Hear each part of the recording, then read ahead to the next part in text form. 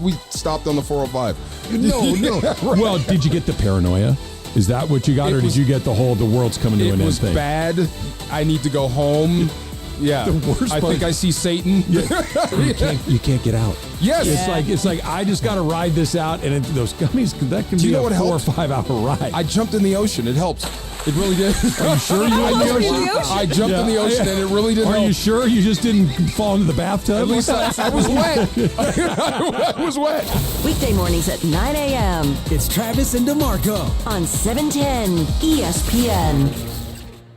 710 ESPN, your home for the 17-time world champion Lakers. KSPN Los Angeles, a Good Karma Brands radio station.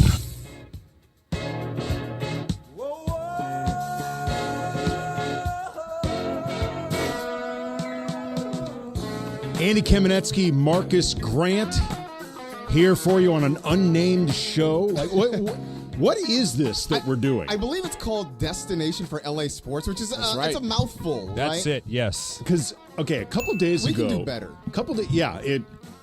Should I open the phones? Do I open the phones to get a name for the show? We can take all kinds of calls. Because a couple days ago, Lindsay texted me and was like, "Hey, can you do a show with Marcas from 6 to 8 on Wednesday? Are you available?" And I look at my calendar. I'm like, "Yeah, sure, I can do that." And let her know yes. And I'm not joking. Like 30 seconds later, I'm like, "Why? Like to do what? What am I doing from 6 to 8? Like Cappy and Sedano are done. Like what are we doing?" So your experience was sort of similar to mine because corporate Greg hit me up. He's like, "Hey, can you do Tuesday and Wednesday from 6 to 8? One with me, one with Andy. Are you available?" And I'm like, "Oh yeah, sure." And then like a day later, I'm like, "Hey, so wait, what is this show, by the way?" That I'm doing? Was this on the weekend? Was this about the weekend-ish? Yeah, something like that. We both got hit up too, me and DeAndre, about that, right. and we didn't know either. We just said, yeah. That's it. We all were kind of like, yeah, and then we all kind of had the moment like, wait, so what exactly are we being? So like we spent, by the way, I mean, and the station, I think we did an awesome job with this starting this week, the brand new lineup with Travis and DeMarco, obviously Mason and Ireland, Sedano and Cap, everything moving up an hour. I am now the host of Lakers Talk, expanded an hour, Mondays 7 to 9 p.m. We've got Trojans are back. Rams are obviously still here. Lakers are coming up. Like there's all sorts of stuff happening. And we really, I think, did a great job flooding the zone, letting everybody know we've got this brand new slate. We are excited. Yes. This is the one thing that apparently fell through the cracks. Like this one occasional 6 to 8 thing. Because I was like, I have no idea what the hell Lindsay's talking about. Yeah, no, exactly. So but yesterday, Greg and I, we went through this. Funchy was here. DeAndre was here. We had a good time, fellas. I thought it was a good time. We had a great time. Yeah. Great time. Yeah. But yeah, it's an occasional thing. It's on nights that we don't have any play-by-play. We will be here from 6 to 8. It might not always be you and I. It could be it's a cavalcade of stars basically coming through on these evenings. Very nice. It's like one of those telethons where like a bunch of people just kind of swing in and out. You never quite know who's going to be there. You just know it's going to be entertaining. And in the end, Jerry Lewis is going to sing "You'll Never Walk Alone." Okay, I just saw this crazy clip on Twitter. Speaking of Jerry Lewis, I believe it's from 1981. Okay. John Lennon and Yoko Ono and a really good band are on. With, you know what? I was watching that too. I saw that clip too. And they're doing this really, really good version of "Give Peace a Chance," like a song I think is kind of mid, being honest. But this band is just killing it with Jerry Lewis on trumpet. Wait, really? Jerry Lewis is on trumpet with them. And I was like, okay, this is a bit, right? Like Jerry Lewis is pretending to play trumpet. Looked it up. Jerry Lewis played trumpet. I had no idea. No clue. Yeah. Wow. That's that. I'm shook. I have no idea what to say to that. Yeah, it really like seeing because I'm seeing him like playing the trumpet, but I'm like, okay, is he just screwing around like with the band? And I don't play trumpet, so if someone wanted to fake trumpet, they could probably fool me, right? Like I can't tell. Although I guess you figure that was of an era where to make it to that level of celebrity, you had to be multi-talented. You couldn't just be one thing. Like now, you just make a viral quote on TikTok and suddenly you get a podcast. Like you actually had to be exactly. You had to be multi-talented to actually make it to that level of celebrity. I also you can find this clip floating around Twitter as well. A different telethon. I don't remember what the money was being raised for, but it was in the 70s, and it's like Peter Falk, John Cassavetes, probably like Angie Dickinson, Charo. Like it's some type of dance marathon. They're raising money from it. I can only imagine what the cocaine budget for this telethon was, because this thing is insane how crazy they're dancing. We need to bring back, by the way, something like Battle of the Network Stars again, just to get like a whole bunch of people who generally don't belong in the same room together competing again. You're right. We don't have enough randomly mismatched celebrities anymore. Not anymore. We need that again. I don't know how we do it. Like, I don't know, because like network television isn't quite the same, doesn't have the same level in the of sense attraction. that it's not a thing anymore.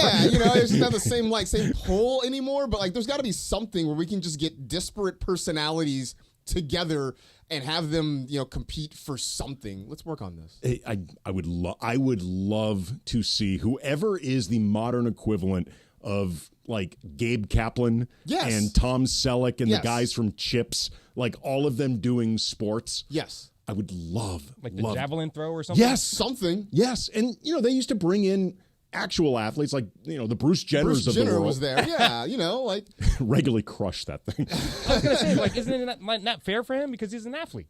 Well, they mixed it up. Yeah, it was a mix. I mean, like they would have him maybe do things that weren't his specialty. Like maybe they have him swimming, for instance. Although, really, like if you're a decathlete, what isn't your specialty? True. That's fair. That's fair. I don't know. You have to be such an insanely good athlete. All right, so unnamed show, 6 to 8 tonight. Andy Kamenetzky, Marcas Grant, and the Dodgers last night was do you consider last night, the 6-3 loss to the Cubs, a glass half full event? Because you see Yamamoto come back and look really good. Mm-hmm. He looked very, very good.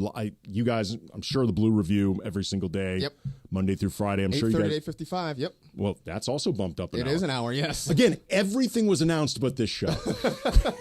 This time slot. Everything was announced. But you've got that.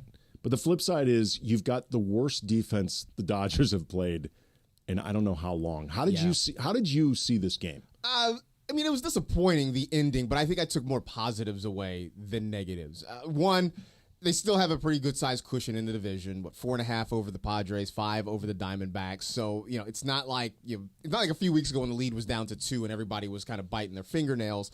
But to see Yamamoto come back and throw the way he did was incredibly encouraging for a team that is short on starting pitching at the moment, right? I mean, they're still waiting for Glasnow to see where he is. Gavin Stone is on the injured list. They're hoping that maybe Clayton Kershaw's toe can be okay enough for him to pitch. I mean, it's been great to see Jack Flaherty do what he's doing, but they are just generally shorthanded. So to get Yamamoto back, to have him strike out the first 4 guys he faces, 8 strikeouts through 4 innings, incredibly, incredibly encouraging. So even though they played like they had their hands on backwards in the 8th inning, you sort of overlook that because in the end, the one thing that you really wanted to see out of last night absolutely was nails for them, and so that's the good part. Okay, he's got I don't know 2 starts. Do you think before maybe something like playoffs? That. Yeah. What are you looking for with Yamamoto in terms of building him up and I guess endurance? Like how many innings are you hoping to see from Yamamoto in a typical start in the playoffs? You would like minimum 6. If he can get you 7, maybe 8, that'd be fantastic. Yeah, I know. That's asking for house money. I didn't realize it was 1995 all over again. Look, 8 innings. 8 innings would be amazing. I mean, look, that start that he had at Yankee Stadium earlier this season when he went 7 shutout innings, 2 hits, and just dazzled in the Bronx, that was the pinnacle. Right, the way the Dodgers work right now, if you get 5 out of a guy, you feel pretty good. If you get 6, you're living great. If somehow you get a guy through 7 innings, just bring the house down. So ideally, you'd like to be able to get 6 innings out of Yamamoto. If he can give you 7, then you're feeling really, really good about it. So I think the key is, how is he feeling today after that start? As long as he's feeling good, hopefully they can stretch him out. Maybe next time around you're looking at 75 pitches. You can get him through 5 innings or so. Because one thing we've seen, in fact, Greg and I were talking about this last night on the show, you got to go back to 2022, the last time you got a Dodger starter through 5 innings in a playoff game.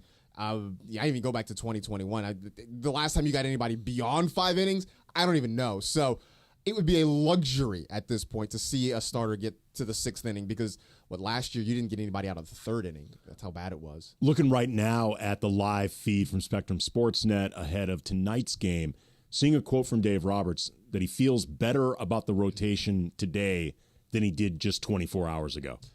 That's good. I take that with many grains of salt, because Dave Roberts and his medical pronouncements have not been great this year. It feels like every time he says, it's going to be a short. I mean, Yamamoto's like, hey, he's on the 10-day IL. We expect him back in 10 days. 3 months later, here he is making a start, right? I mean, Tyler Glass now, it's like, hey, we scratched him from this start. He really wanted to pitch. We're hoping it's going to be a short stay. It's been a month, and we're sort of hoping that maybe he can come back.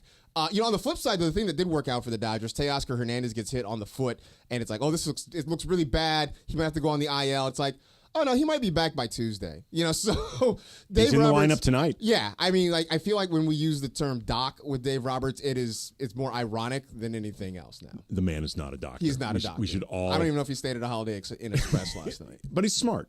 He's a smart man. Teoscar Hernandez is back in the lineup.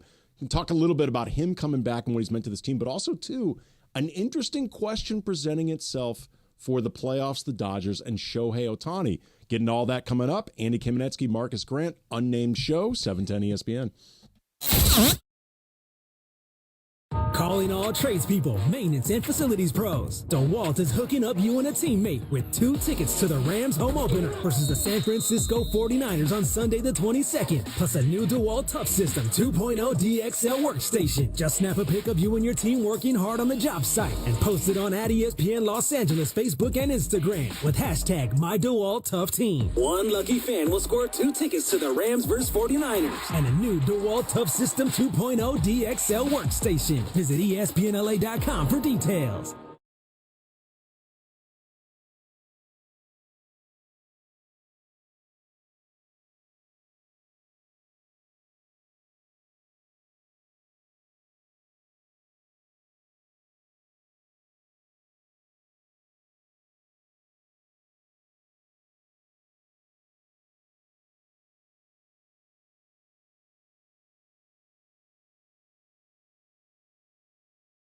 Why are you putting it off? Can't afford it? Too much hassle? Think you don't need it? There's lots of excuses for putting off life insurance. But if you weren't there, who would pay the mortgage and other bills? With Ethos, you could be covered in 10 minutes and boom, family protected. Ethos, fast and easy online term life insurance. Up to $2 million in coverage with no medical exam. Some policies as low as $1 a day. Answer a few health questions and get your free quote at getethos.com. That's getethos.com. Hey guys, John Ireland here. To build a winning team, you have to have the right people doing what they do best. If you're in a position to hire for your business, listen closely, because we have the ultimate teammate, ZipRecruiter. And you can try ZipRecruiter for free today at ZipRecruiter.com/LA. Hiring the right candidate is hard. ZipRecruiter uses powerful matching technology to quickly find and send you the most qualified people. So it makes finding and hiring your next superstar much easier. This is why 4 out of 5 employers who post a job on ZipRecruiter get a quality candidate within 1 day. So be like the 3.8 million businesses who have come to ZipRecruiter and sped up their hiring process. Try ZipRecruiter today for free by going to ZipRecruiter.com/LA. That's ZipRecruiter.com/LA. One more time, ZipRecruiter.com/LA. Take a sip of sunshine this season with Milagro Tequila. What's up, guys? It's D-Far. Milagro Tequila is made from 100% blue agave, crafted for bright flavor and exceptional smoothness. Enjoy the freshest margaritas with Milagro Silver, mix up some palomas with Reposado, or simply sip Milagro Añejo on the rocks. Milagro at your favorite retailer, in stores, and online. Welcome to the brighter side of tequila. Milagro Tequila. Please enjoy responsibly.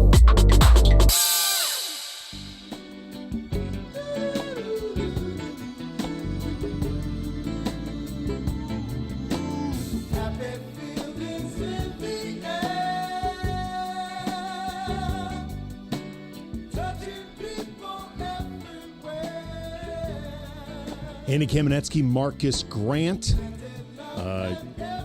destination for sports LA, destination for sports in Los Angeles, sports spot LA. A lot to say, huh? We're Yeah, we got to cut this. We got to cut this title down. It's a little too much.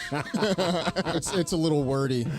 It's wordy. It's a lot. Where this clearly not workshop. We're going to be on from 6 to 8 tonight. We were talking a little bit before the show began, Marcus, just about how the couple days that Teoscar Hernandez has been out of the lineup really just reminds you, like, there's been so many storylines for this team, and I don't want to say Teoscar's been forgotten about because the guy was an all-star, but no, I don't think anybody heading into this season thought that he would have this type of impact and like be so important to this season. He's been so good. He's been really important to this ball club because he's been healthy, he's been consistent, and nationally he's not going to get the attention that I think he deserves. And yeah, he was an all-star and he won the home run derby and that was great, but when people talk about the Dodgers outside of Los Angeles, understandably, it's Shohei, it's Mookie Betts, it's Freddie Freeman, it's you know when Glasnow and Yamamoto are healthy, it's those guys. And you talk about a number of guys before you get to Teoscar Hernandez. Now, if you're here and you're watching the Dodgers consistently, you understand what he has meant to this ball club. And look, I think Shohei's going to run away with the National League MVP award. He deserves it, especially if he gets to 50-50, just lock it up. But I would be willing to bet that if you ask folks in the clubhouse who means the most to this team right now, I think Teoscar would get a lot of votes for something like that. That's really interesting just in the sense that he's new. Yeah. Like, to be able to come into a clubhouse that's this stacked with talent, that, has a playoff, even if I think in the minds of a lot of Dodger fans, they have underachieved over the last few years. Yeah. They still won a World Series. It's still a team that goes to the playoffs every single year. They can win the division blindfolded. Like, there's a lot of talent. Yeah. And if you can enter this type of clubhouse and have that type of cultural impact, I mean, A, I think it speaks to who you are as a player. B, I guess it could speak to also the lack of the natural guy in the clubhouse to do that, which doesn't necessarily mean the Dodgers are in a bad shape not having that guy. But I think it really just speaks to Teoscar's personality and respect if he has gained that type of status. I think to do that, you've got to sort of thread that needle, because it's one thing to be a big personality guy and sort of the jokester and keep everybody light. But I think in order to have the gravitas, which is a very serious word, to be able to kind of really motivate guys, you also have to be able to kind of do it on the field. And it doesn't mean you have to be the top level star. You don't have to be an MVP level player, but you have to be a guy that contributes every single day. And Teoscar has done that, right? The way he hits, driving in runs, hitting for power. He has been such a big part in the middle of that lineup that at times has struggled offensively, but he's been consistent. But at the same time, he's the guy who brought the sunflower seed celebration, when a guy hits a home run, tossing it in their face. I think that is sort of what's been missing, because the last couple of years, as they're losing in the first round of the playoffs, guys like Freddie Freeman, Mookie Betts, they are leaders sort of with their play, but neither one of those guys are the fiery, they're not going to rah-rah in the clubhouse. They're not going to get in guys' faces. I think Teoscar sort of brings a little bit of that energy, but also that in a big situation, he's a guy that you feel good with at home plate as well. It's also interesting, too, and this was something that I don't think. I mean, I confess I don't know a lot about Teoscar Hernandez, like over the course of his career, personality-wise, what he's meant in other clubhouses, but he's somebody that clicked with Otani right away. Yeah. Like personally. And that's interesting when you think about it, just in the sense that Otani had this, I think, very well-earned reputation for being very closed off to teammates, very insulated world, not necessarily disliked or a jerk or anything like that, but we know he kept things extremely tight. He was very compartmentalized. To the point where, frankly, he could get ripped off by Ippei. I mean, look, Shohei got married and people didn't even know he was dating somebody. Right. Well, that type of insulation is what leaves you vulnerable to somebody like Ippei, who's willing to do that. But and in a weird way, I actually think that incident with Ippei, while obviously I'm sure it must have been very traumatizing and in some ways humiliating to Otani, I think in a lot of ways it's the best thing that could have happened to him because he's financially stable enough and then some that he will be okay from this. But I think it likely forces him out of that shell that would have been easy for him to stay in. It puts him more out in, for lack of a better way of putting it, the real world. Yeah. Like at least like the real world of his job. Yeah. Where he's less removed. But it seems like Teoscar was at least a big part in the beginning of making other guys comfortable around Otani. Like the idea, like he doesn't have to live separate from us. Right. It's going to be okay. Yeah. No, I think you're right. I think it just seems like he was very, he integrated himself into the clubhouse very quickly and very easily. And I think there is something to that, right? Of gravitating yourself, I won't say attaching yourself, because that sounds like a parasite sort of thing, but just really forming that relationship with the guy who is the centerpiece of this whole thing. And I think you're right, just because at some point Shohei is the aura around him is almost, look, I have no idea what it's like to be a star on that level, to be that kind of famous, but it has to be a little bit isolating, and I think especially when you already self-isolate and now you're a guy who makes $700 million, they show up in Korea and it literally is like the Beatles landing in America. Very few people on earth will ever know what that feels like. And so to have a guy like Teoscar who just sort of is like, hey man, come hang out with us, be one of the guys. And I just, obviously I didn't watch him quite as closely in Anaheim all those years he was there, but he seems very happy. He seems very comfortable. He smiles a lot. And I do think that just being able to sort of be part of the club has a lot to do with that. Well, it's funny. I remember when it first became clear that the Dodgers were likely going to get Otani and then did. Remember, there was like a lot of hoops being jumped through just the courting process with Otani. Yeah. We heard everything that had been in place in Anaheim to like allow him that type of privacy and like the way the team really kept him away from media, like they kept him very restricted. And it felt like there was a lot of just, like a better way of putting it, eggshells being walked on. Yeah. And I remember talking about this with Travis, who is going to be as if not more excited than anybody here that Otani would be joining the Dodgers. But we also talked about how that much work required and that much maintenance required for one player, that it felt like there was a really good chance that by the time those 10 years of his contract were over, the Dodgers were going to be like, I'm so happy to be done with this. It's time to move on. We're a year into it. It doesn't feel like that at all now. No. Like it does not feel at all like maintaining this stuff for Otani is going to become exhausting to the point where people get sick of it, maybe even resentful. Yeah. And I think it's been just really helpful that he's been able to either find ways or get forced out of that shell. But I think it's been really, really good, not just for this season, but just for the next 9 years he's going to be with the Dodgers. Yeah, no, it does feel like he really has become one of the team, because you were worried that at the start of the year it was going to be Shohei and the Dodgers, and now it's Shohei with the Dodgers. And it's a wild thing to say on a team that has Mookie Betts and Freddie Freeman, guys who are legit megastars in their own right within the sport of baseball. But again, I go back to that start of the season in Korea, right? You're Mookie Betts, you're Freddie Freeman, you've won MVPs, you've done everything at the highest level. You go to Korea, and people are generally ignoring you because you're standing behind Shohei Otani. I think this marriage really seems like it is set to work out for the long term. Yeah, I mean, ultimately, you would never regret signing Shohei Otani because he's Shohei Otani, Right. and it's going to pay for itself many times over.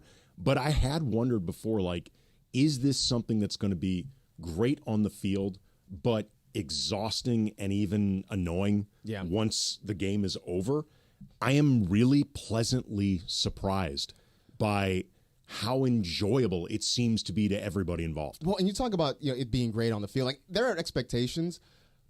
Shohei Otani so far has been one of the very few stars in my lifetime across sports that has not only lived up to the hype, but has exceeded the hype. LeBron James is probably the other one who, a guy who was the chosen one at 16 or whatever it was, and throughout his career has been even better than anybody could have imagined. Those are the only two athletes I can think of in my lifetime who have come in with impossibly enormous standards and somehow been even better than them. Okay, you mentioned Otani.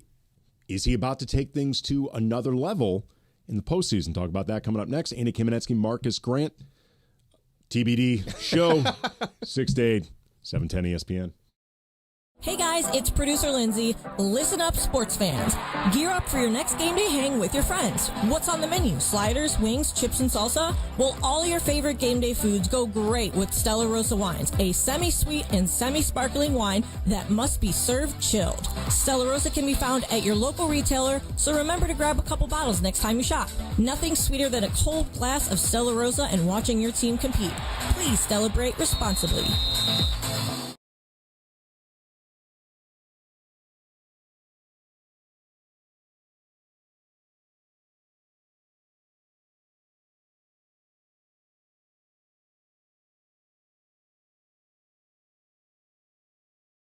Limits. Tune in all season long with Monster, the energy drink of ESPN Radio College Football Tour. Power your performance with a drink that's as hungry for victory as you are.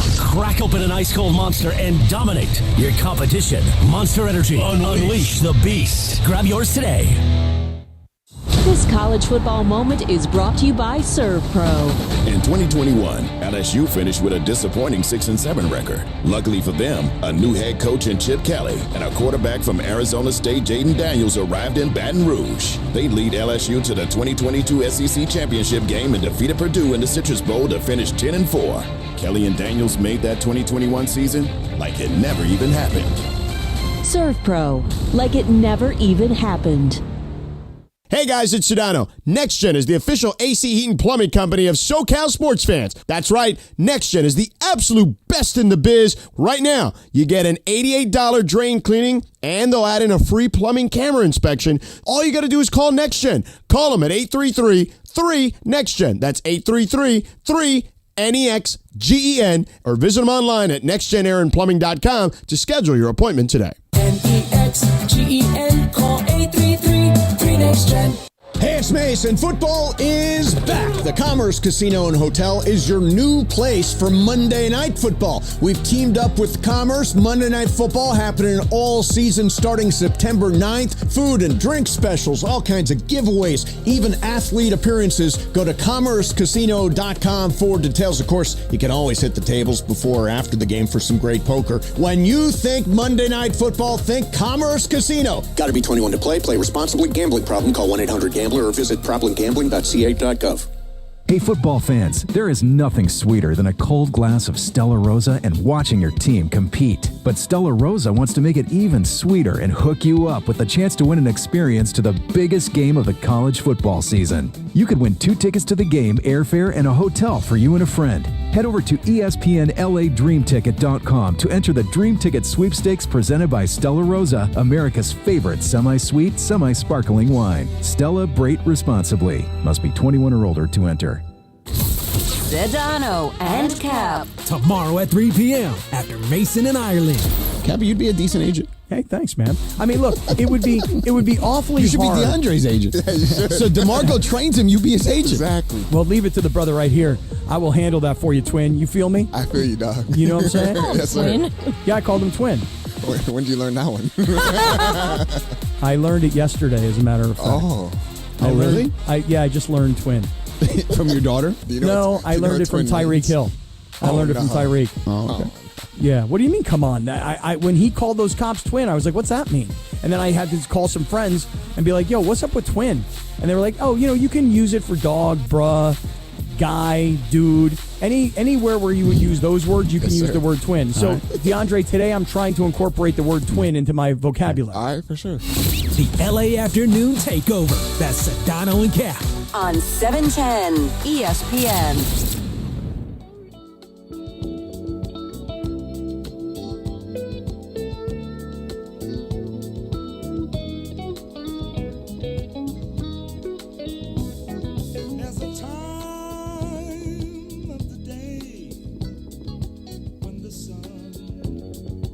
Frankie Beverly? Yeah, man. Rest in peace. R.I.P.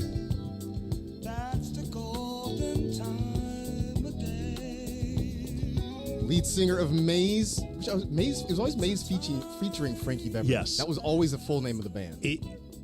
Why is that? I don't know. My guess, and this is purely a guess, like I always appreciated Frankie Beverly, but I don't know his career super well. Right. I always assumed that Maze existed before Frankie Beverly, and like he joined. Either that or he formed Maze and said, you guys are my backing band and I'm going to make sure everybody knows. I am the one that people are coming to see and you guys are backing me up. Yeah, I honestly have no idea. Probably, I don't know. Like they don't say Doobie Brothers featuring Michael McDonald. Dude. I mean, maybe.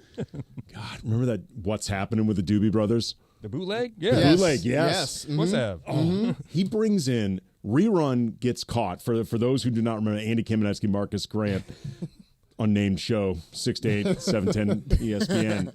There's an episode of the 70s show set in L.A., What's Happening, where the Doobie Brothers come to L.A. and Raj, Rerun, and Dwayne get tickets but decide they're going to bootleg the concert. And Rerun is using like one of those old tape recorders. Like, I mean, this thing it's like a boombox. It's like it's like somewhere between boombox and a shoebox. How big this thing is. And of course, Rerun can't help but dance to the Doobie Brothers as he's doing this, and the tape recorder falls out, and they're playing like in like a small room, it seems like. It's like in a front row. Yeah, and and everyone sees it when he drops it. Right, and the Doobie Brothers like stop the show. They completely stop this thing. Very special two-parter. That's what it was. There, we learned a lot. We learned a lot about the dangers of bootlegging music. Very special episode. Decades before Napster, even. You know? Yes. Clearly, that Napster fella did not watch this episode. Did not see this or he episode. watched it and he wasn't moved, one or the other. Was inspired to keep doing the bootlegging thing, apparently. The folks who created Spotify and like the cuts that apparently they give to the musicians, they were not moved by this episode Not at at all. all. Not even. They learned the wrong lessons from it. All right, so Shohei Otani pitched his 5th bullpen session yesterday, I believe. By all accounts, looked pretty good. Yeah. Earl Hershiser had some interesting thoughts about this. The first thing that was outside of my wildest dreams, would there be no comments that he's not worth the money, that anybody signs for that contract, the historic contract, there's going to be at least 30% of the media is going to think that he's not worth it and what a stupid sign by the Dodgers. Well, you've never heard that. And then he jumps over every bar that you've thought of and adds stolen bases to his resume. And he looks like, even watching his side works, and I know the Dodgers have said there's no way he'll pitch this year, but I wouldn't put it by anybody that all of a sudden, if the Dodgers needed something, the way he's throwing his side works and his flat ground, I don't know if he couldn't pitch in the playoffs, but that is completely off the table. But just watching him throw a baseball, I'm like, this guy's amazing. This guy's 50-50. He looks like he could go out and throw a shutout right now or be your closer. And he still, goes out and does it every night. The flat tire night for him is a 1 for 5 with a home run that everybody goes, oh my God, I'm so glad I was here. And then the other nights, the normal nights, are 2 and 3 hits. One's a home run, one's a double, and one's a clutch base hit to get the tying run across. It's crazy what he does every day to get in the headlines. Marcus, if the doctors cleared Otani and said, like, we're not telling you should or should not do this, we are just telling you he is medically okay to pitch, let's just say out of the bullpen. Starting would be insane at this stage of his career and also with the hitting responsibilities this late in the season. But if they said he is medically okay to do this and Otani was okay with it, would you want Otani pitching out of the pen during the playoffs? It would be, I mean, this is last chance. Like, we have burned every arm. We need outs. We need to, this is a must-win game. Maybe it's the LCS or something. We got to get this win. That is the only way I would consider it. They have been very, very careful, and they have been very, very deliberate with him coming off this surgery. From the moment they signed him, it was just flat out said he will not pitch in 2024. We will try it in 2025. If they are going to think about pitching him, it is literally break glass in case of emergency. We have exhausted every other option. I can't see it. It's just so tantalizing. You throwing it out there is tantalizing, but I just can't do it. Okay, first of all, this is interesting. When you said they've been so careful, when I posed the question, I wasn't even thinking about it in terms of, okay, they've gotten him this far, they've built him back up. Do we take a chance on any type of setback or whatever? I was thinking about it in terms of effectiveness. Is this something that's realistic, responsible, like on the field, not even like the arm and the future health of Otani. Right. I'm talking purely just, would you roll the dice on having a guy who we know when he's right, he is an ace-level pitcher, but he hasn't thrown a pitch to a live batter in over a year, start doing this in high-leverage situations like the playoffs against, by the way, a National League that he does not know these batters at all. Right. Yeah, But he's also Otani. He's also Otani. And, I mean, we have reached a point where you just believe he can do anything, right? And you heard that in Oral Hershiser, right? You just believe he can do anything. There are nights that I watch this team and I'm texting with Greg Bergman and we're getting ready for Blue Review. And I will say, like, oh my goodness, did you just see what Shohei did? And usually the response is, at this point, I believe everything that Shohei does because he is just that insane. But I cannot divorce myself from the fact that you have signed this guy for 10 years and you sort of believe that you have this extended window that I don't know that I risk a setback for him in this. And baby, look. So does the setback worry you more than he won't be good? Yeah. I have no doubt that he'll go out there and be fine. It's just a matter of can he get out of it healthily. That's it. That's really interesting. Yeah. Because I was thinking about it more from the opposite. Like maybe I was just trusting these hypothetical doctors that they know what's up. Otani knows his body, like whatever. And not even thinking about the idea that this could be, would this be his second surgery? He's already had, he's had second. Mm-hmm. So this, if say he had a setback, you could be talking about risking the third. I mean, I think if he has another setback and he has to have another surgery, like that's the end of him pitching. Right. That's it. I'm just at this point assume that whatever he does, he's going to be good at. I mean, those years in Anaheim, he was not only one of the best hitters in the league, he was the best pitcher in the league. I mean, that is an insane thing to think about because people talk about Babe Ruth when he was still a pitcher and a hitter.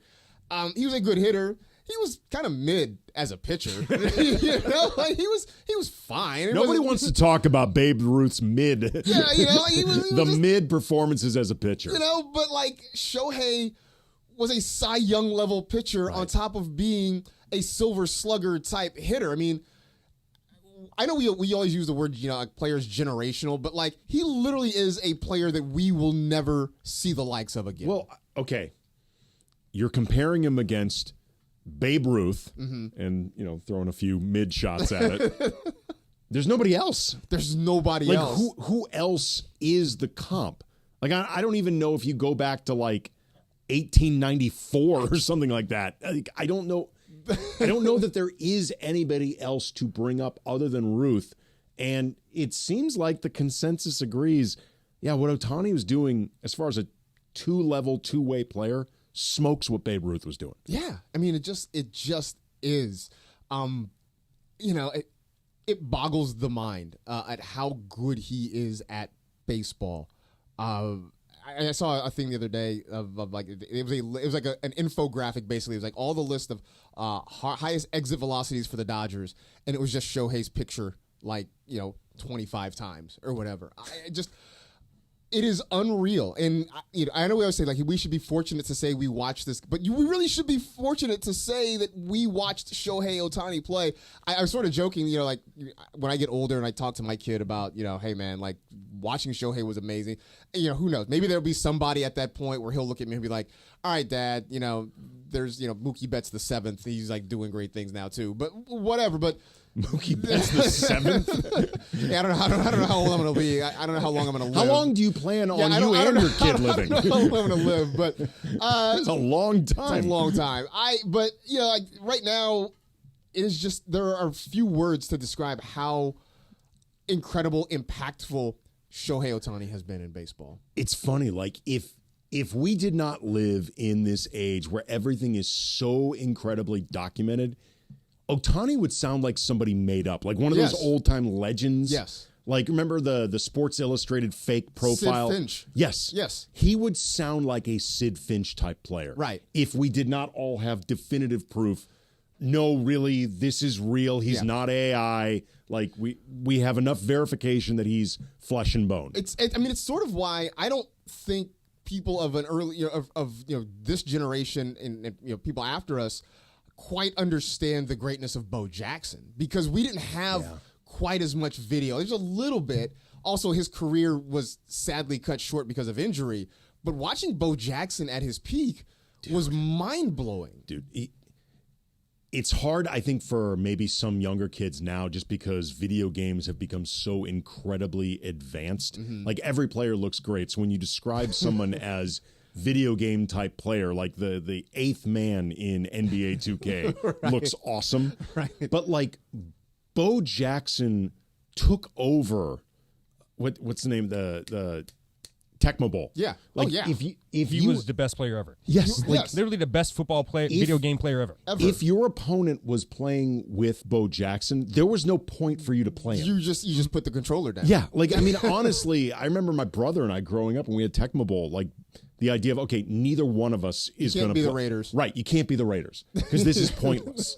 Like, you can't be the Raiders. And I think after a while we decided nobody can be the Giants because Lawrence Taylor. Yeah, on the other side. Yeah. Like, don't play the Raiders, don't play the Giants. Because those two players, like, they were what invented the idea of being a video game come to life. Yes. And that is Otani. That is exactly Shohei Otani. So, yeah, even the Babe Ruth comparisons are not adequate. They're just not. Calling all tradespeople, maintenance, and facility pros, 710 and DeWalt are hooking up your team with tickets to the Rams opener, the home opener versus the Niners on Sunday, the 22nd, plus a new DeWalt Tough System 2.0 DXL workstation to enter.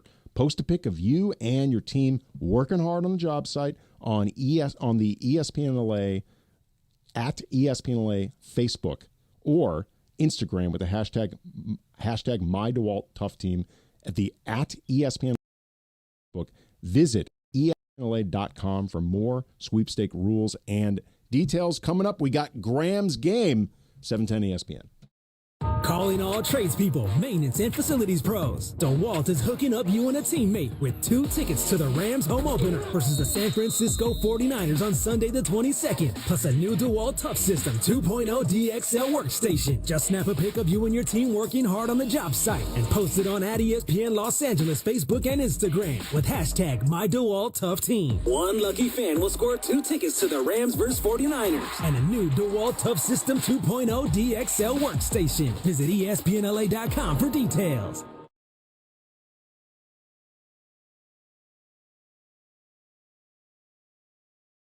Prepare to bring the energy to SoFi Stadium as the Rams kick off against the San Francisco 49ers on Sunday afternoon, September 22nd. Watch Matthew Stafford, Cooper Kupp, and Kyron Williams go head-to-head with Brock Purdy, Deebo Samuel, and Christian McCaffrey in a classic NFC West rivalry. To purchase your tickets, head to therams.com/SF. Again, that is therams.com/SF. We can't wait to see you at the Rams house.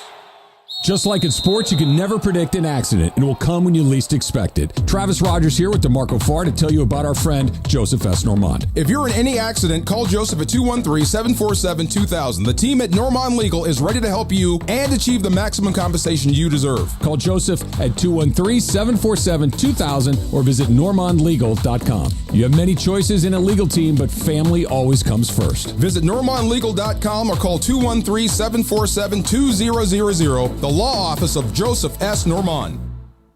Escape to paradise at Terranea Resort on the breathtaking Palos Verdes Peninsula. Enjoy 102 acres of oceanfront luxury with panoramic Pacific views. Relax in style with a variety of accommodations from elegant guest rooms to private villas. Indulge at diverse dining venues and rejuvenate at the award-winning spa. Visit Terranea.com to book your stay today. Terranea Resort, luxury on the Southern California coast. Texting enrolls you into reoccurring automated text messages. Consent not required to purchase. Message and data rates may apply. Hey, Dan, how you doing? Haven't seen you around the gym for a while. Yeah, I've really fallen off. Since I turned 40, I just don't get the results I used to get. Could be lower testosterone. Lower T? Yeah, I went through it a while back. Once you hit 40, your body has less free testosterone. I got Nugenix Total T, and it's made a huge difference for me. I've seen that ad on TV. Is it for real? Oh, yeah. The key ingredient is something called Tesnor, which helps boost free and total testosterone levels to help you trim up and stay lean. And it's made a difference for you? Man, I feel like I'm in my 20s again, at work, in the gym, and in the bedroom. Are they still giving out complimentary bottles for people to try it for themselves? Yeah, you just need to send them a text. Text BICEP to 321-321 right now for your complimentary bottle of Nugenix Total T, the #1 selling testosterone booster at GNC. Plus, text now and we'll include a bottle of Nugenix Thermo, our most powerful fat incinerator ever, to help you get back into shape fast. Absolutely free. Text BICEP to 321-321. That's BICEP to 321-321.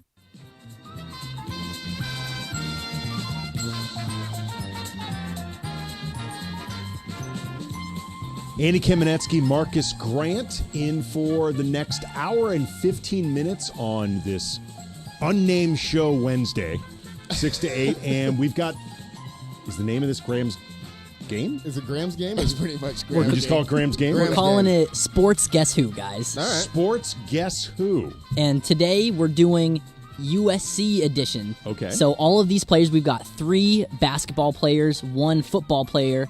We're going to show you their stats from the NFL and NBA respectively, and you got to try and guess who they are. Now, yesterday we played this with Marcus and Greg, and they breezed through, never struggled at all, so we're turning up the heat a little bit today. Okay, let's do it.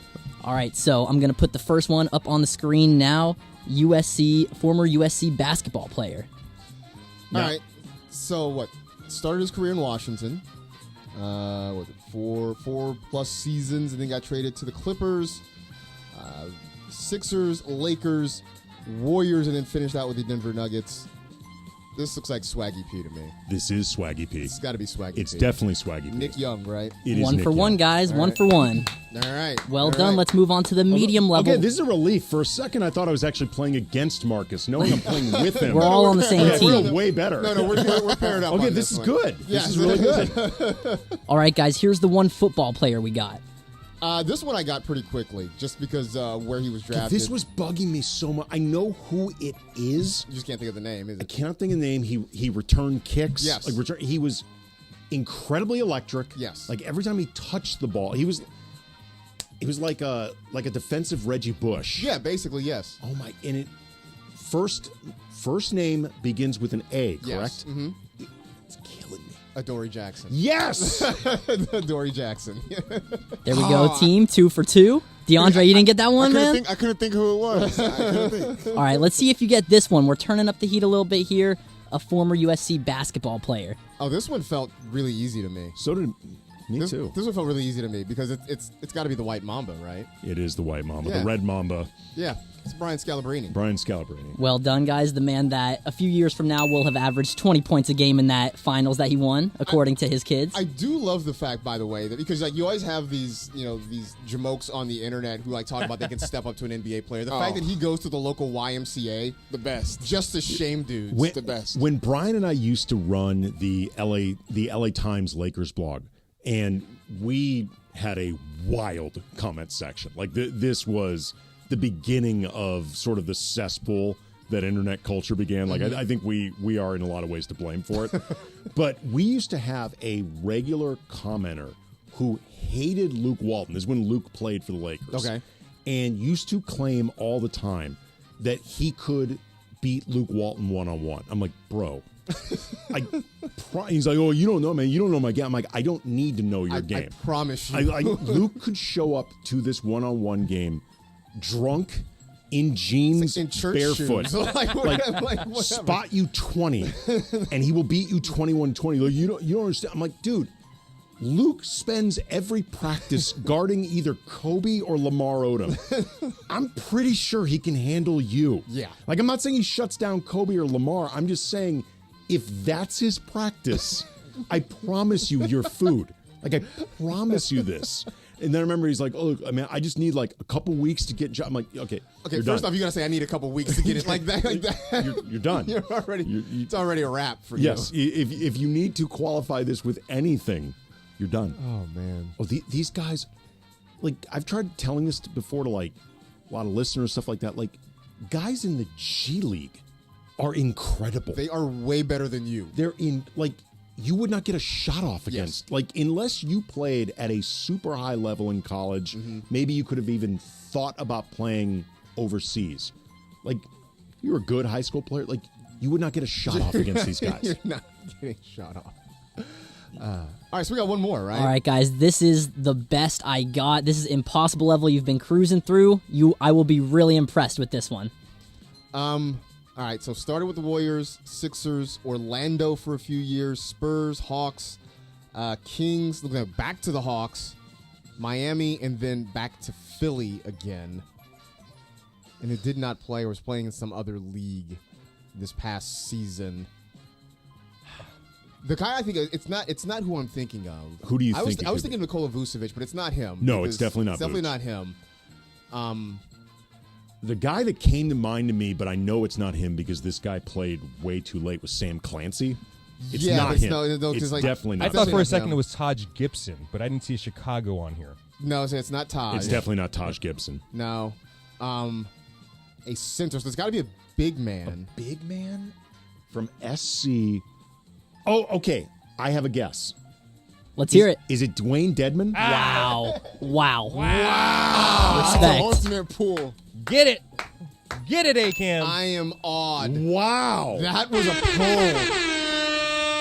That was a pull. The most ultimate pull Dwayne ever. Dedman. Dwayne Dedman. Wow. It was the Miami. I remember he played fairly recently with the Heat. Dwayne Dedman. I am rightly proud of myself. Very well done, guys. You should be.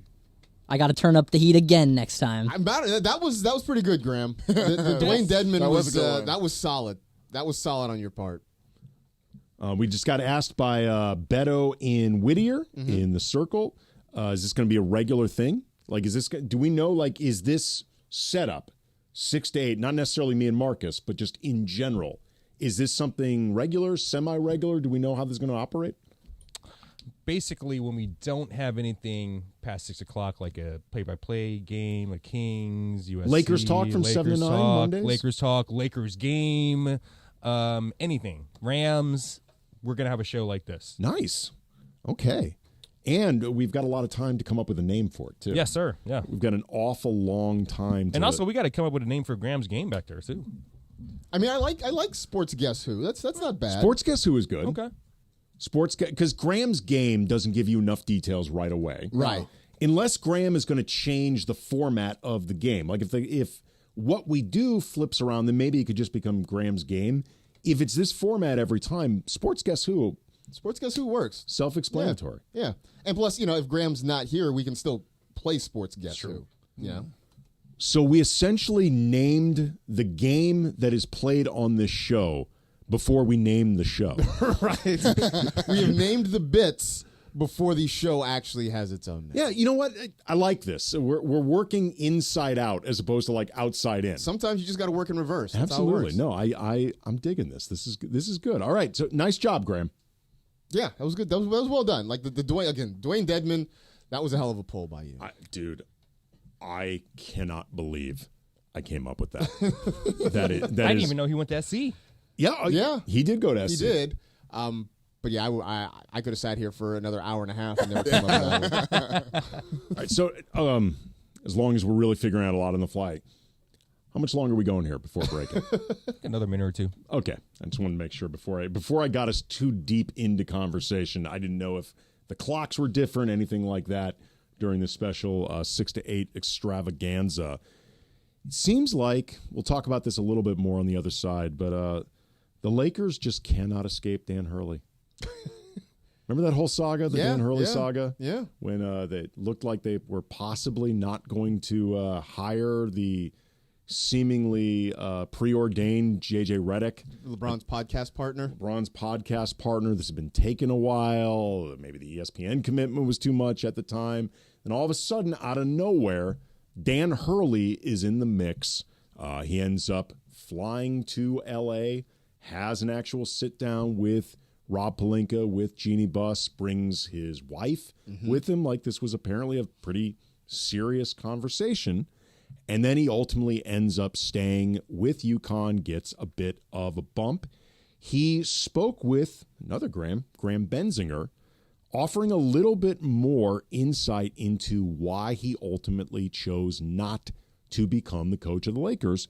We'll get into that coming up next. Andy Kamenetzky, Marcas Grant, Unnamed Show, 710 ESPN. Hey guys, it's producer Lindsay. Listen up, sports fans.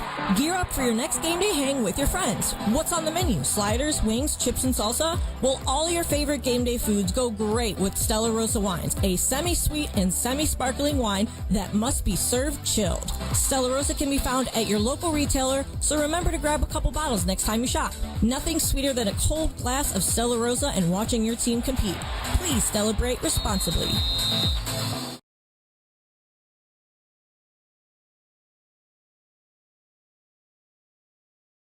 IRS problems. We have over 1,000 5-star reviews on Google and an A+ with the Better Business Bureau. You don't need to be afraid of the IRS any longer. End your tax nightmare today by visiting us online at TRA.com or call 800-575-6759. That's 800-575-6759. Tax Relief Advocates. Real solutions for real people.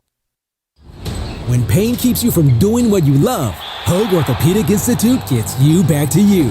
We are ranked number 18 in the nation and number 1 in Orange County for orthopedic and spine care by U.S. News & World Report. From the surf to the green, our world-class doctors are there, which is why more Californians choose Hoag Orthopedic Institute for orthopedic and spine care more than any other hospital. At Hoag Orthopedic Institute, there is no one better at getting you back to you. Proudly founded by premier physicians in partnership with Hoag. Learn more at HoagOrthopedicInstitute.com. John Ireland here, looking for the perfect smile. You gotta meet Dr. Monica Madden at Beverly Hills Orthodontics, your go-to orthodontist right here in LA. Check them out at BeverlyHillsOrtho.com or call 877-7-LET'S-DO-THIS. With locations in Beverly Hills, Studio City, Alhambra, and downtown LA, luxury orthodontic treatment is convenient no matter where you are. Your smile is in expert hands at BeverlyHillsOrtho.com. 877-7-LET'S-DO-THIS. That's 877-753-8736.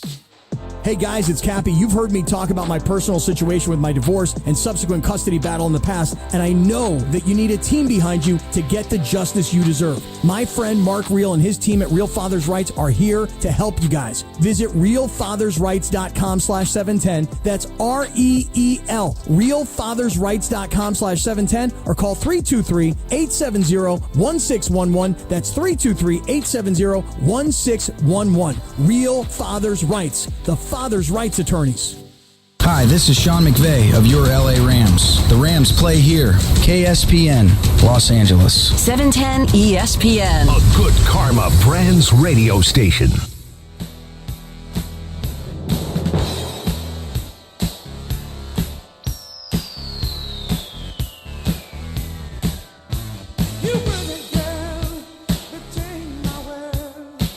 This was me blowing Graham's mind when I pulled Dwayne Dedman out. Dropped a bomb on him. Yeah, baby. man.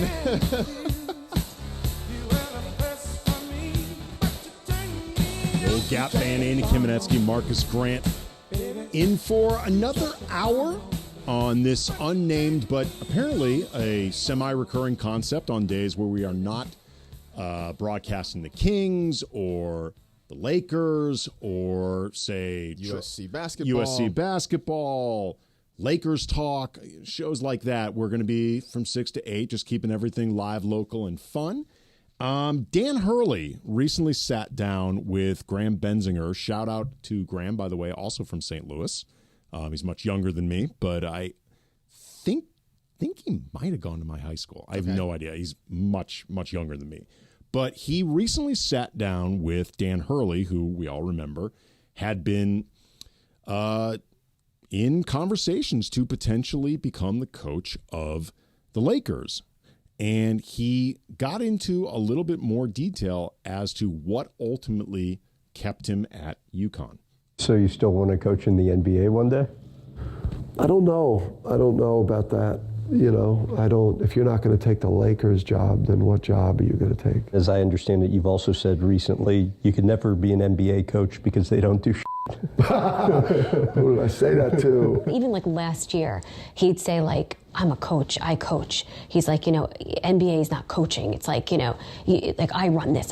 He talks, and I'm just like, yep, you're a college coach. Because who the hell would ever think that this would have came up? Exercises like the Lakers situation was something really good for me to go through in a very public way to really evaluate what type of coach you want to be. I love being a part of like this transformation for the last point in a young man's life where you could really have a big impact on how their life is going to play out, like what the man becomes. That to me was what I realized that I love about being a college coach that you don't get to do as an NBA coach because that's not the relationship there. This is the type of thing we're going to get into a little bit too from Andrea, is that her name? Yeah, Andrea Hurley. Andrea Hurley, Dan Hurley's wife. Some thoughts from her as well, because this was very well reported as a family decision. But hearing Dan Hurley talk about this and the tone of his voice, hearing him, I want to say it was with Dan Le Batard, like right after. It was Le Batard. Yeah, it was with Le Batard. He sat down with Le Batard, and Le Batard pressed him on this stuff, I think, respectfully, but definitely trying to be probing with the questions. And in both that case with Le Batard and then hearing him right now with Graham Benzinger, I found Dan Hurley's tone very sincere and very believable. If I'm a Laker fan, this is something that should make you feel pretty good.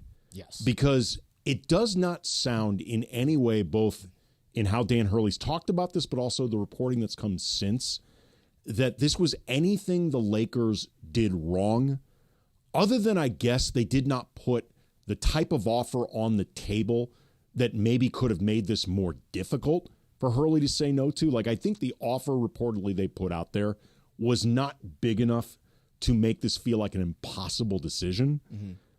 But it does not seem in any way otherwise like the Lakers did something wrong in this process where Dan Hurley was like, well, the NBA might still be a thing, but not with these guys. Right. I do not get that sense at all that this is anything where the Lakers crap the bed. No, I don't get that either. It really does feel like, I think he just believes he's one of those guys who's meant for the college game. And that's really what it is. And I think if I'm a Laker fan, I feel good, one, for that reason that you mentioned, but also that he didn't just feel obligated to take it because it is an NBA job and because it was the Los Angeles Lakers. Because listening to him talk right now, it gave me the feeling that had he come here, he takes whatever contract they offer. He coaches, LeBron, AD, whomever, and then after a year, suddenly has buyer's remorse, right? He's watching the tournament. He's watching UConn do whatever and wishing that he was there. And suddenly the heart's not in it. He's looking for the exit. And then after a year, he's trying to find his way out. Laker fans are unhappy. LeBron is unhappy. And then you're in a worse position than you would have been otherwise. And I think for Dan Hurley, then it becomes a situation where it's one thing to say no to the Lakers, and then maybe you still have another team a few years from now that comes knocking on your door and trying to get you to come out. If you come here, you sort of decide after a year, you pull an Urban Meyer and basically pull the chute and leave, then you've completely burned that bridge and nobody's going to give you the shot. Especially, too, when he said, if you're not going to say yes to the Lakers, who are you going to say yes to? Because if this was about the Lakers, I don't expect that he would go scorched earth just because you never know who's listening, who could be offended, who might feel like, all right, this could be like another GM thinking, like, I don't love how the Lakers are run either, but this guy sounds really arrogant for somebody who's never coached in the NBA before. Like, this guy sounds like he'd be a pain in the ass in my organization. Mm-hmm. So I don't expect Dan Hurley to ever just go scorched earth on the Lakers unless they really insulted him or something during the meeting, which by no accounts that happened. Right.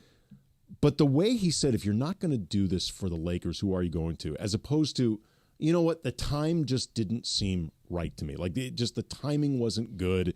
You know, if he leaned too much on the idea of going for the title defense, or like if he leaned too much on the idea that it's not so much about the NBA, it's about other stuff.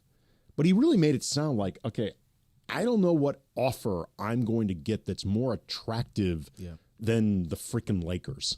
Like that, the tone in the way that he's talked about the Lakers, especially since, honestly speaking, this has not been a franchise particularly good at landing on a coach and often knowing what they want, seeming like they know what they want in a coach. Right. This is something that would make me feel pretty good as a Laker fan. I will say, as a Laker fan, this, because I am one, this does make me feel pretty good. No, he was incredibly complimentary of the franchise, which I think is interesting because I think for a lot of observers, people looked at this job as, this is a really hard job to take. I mean, one, because of the history of the franchise, the market they are in, the guys on the roster. I mean, I think a lot of the challenge facing J.J. Redick, one, comes from being a guy who has never coached at any real level, but also those 9-year-olds were really good. I think that was a good group of 9-year-olds that he had. They had the fundamentals all down. But it's not having coach, it's lack of experience, and it's just all the other things that go into being the head coach of the Los Angeles Lakers with LeBron James as your number one star. There are so many obstacles. But you're right, he didn't mention any of that. It was just, I feel like I'm better suited right here in Storrs, Connecticut. I thank the Lakers for their interest. This just doesn't seem like me. There's also, too, a comment from Dan Hurley's wife, Andrea, that I think reflects the idea that in a lot of ways it does not matter what the Lakers said, offered. This just wasn't going to happen. It felt yucky because it's like you're cheating on your family. You know, it's like it felt wrong, but felt so right. Felt wrong, but felt right. Yucky. I like her use of the word yucky. I love, too, the way she's describing this like an affair, yes, and really putting herself through like she's having an emotional affair with the Lakers, cheating on her husband's store, but she's like, oh, but it feels so good. Like when I'm with the Lakers, it's so wrong, yet it feels so good. Like, I have to walk away from this. I have to walk away from it. Yeah, you know, I do respect, though, that this whole thing really was a family decision for them. And I know this thing you and I talked about before the show, that I think if you're the Lakers, if you're any team that is going to court Dan Hurley, you are not just courting him. You are courting Andrea. You have to make sure you have something that is involved for the whole family to make the move. Courting Bobby Hurley. You are courting an entire basketball royalty on the East Coast. Like they are royalty in that region. Yeah. And it feels very much like they are, you know, I know they don't all work at the same school, but it feels very much like if one of us moves, it might be 3/4 of us moving. Doesn't Dan have to take the job, though, if his ultimate goal is to get to the NBA? Because this might not be here in 2 years. This offer from any team. Maybe he came to realize, I don't know if my ultimate goal is the NBA. Like, there's a difference between being interested or intrigued versus that's my ultimate goal. Like, you remember, too, like, Dan Hurley was, for a long time, seen as, like, the lesser Hurley. Yeah. Like, he was not the hot Hurley for I didn't know about Dan Hurley 5 years ago, I'll tell you that. Yeah. Yeah. Like, it took it's not like Dan Hurley. I mean, I'm sure he always had supreme confidence in himself because it is impossible to last in that industry, particularly with that last name, if you don't have real confidence in yourself. But for a long time, he was not the guy that everyone thought would be one of the biggest, most powerful coaches in college basketball. So I don't know if he ever was thinking about this in that type of step-by-step career path where it's like you do some really high-profile high school and then you end up with a college, move on to a crown jewel like UConn, then naturally you go to the NBA. I don't know. I don't know if he had ever thought about it that way as opposed to just being intrigued by the prospect of the NBA, or maybe wondering, like, is there anything left that I feel emotionally engaged to conquer? And maybe through this interview process, he just recognized, like, I love it here. Like, I got no pressing reason to leave. Yeah. I mean, the thing I took away from it, too, is that I think he really does enjoy the teaching aspect of it. I mean, that was a thing that he talked about. And it is not a thing you necessarily do at the NBA. You are definitely more of a manager, right? You are managing, obviously you're managing rotations, you're managing, that sort of thing, but you're also managing egos and personalities. And I think there's some coaches who just sort of realize that is the thing they prefer. I think about a guy like Nick Saban, who had success in college, went to the NFL, and realized it wasn't quite the same. I think some of it was that, in college he can sort of intimidate guys a little bit more than he could in the National Football League. But I do think there's an element of being able to sort of teach the game on a fundamental level that you can do in college that you cannot do in professional sports. No, you cannot.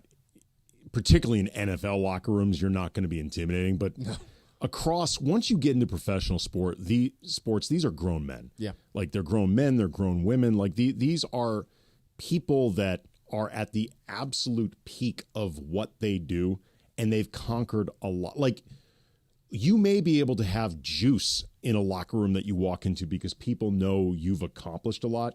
And, I'm sure there was an element of, like, when Phil Jackson joined the Lakers, certain mysticism about him, or, like, you recognize, like, all right, that's a guy that's won 6 championships already, coaching Michael Jordan. Like, he clearly knows what he's doing.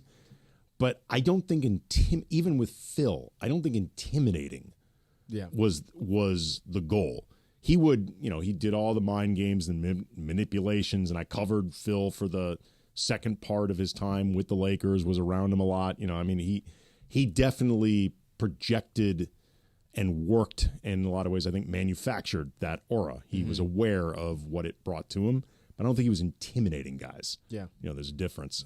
All right, coming up, Tyreek Hill had some interesting comments about his role in the recent altercation involving him and Miami police before the Dolphins' opening home game of the season. We'll get into that coming up next. Andy Kamenetzky, Marcas Grant, 710 ESPN. Hey guys, it's producer Lindsay. Listen up, sports fans.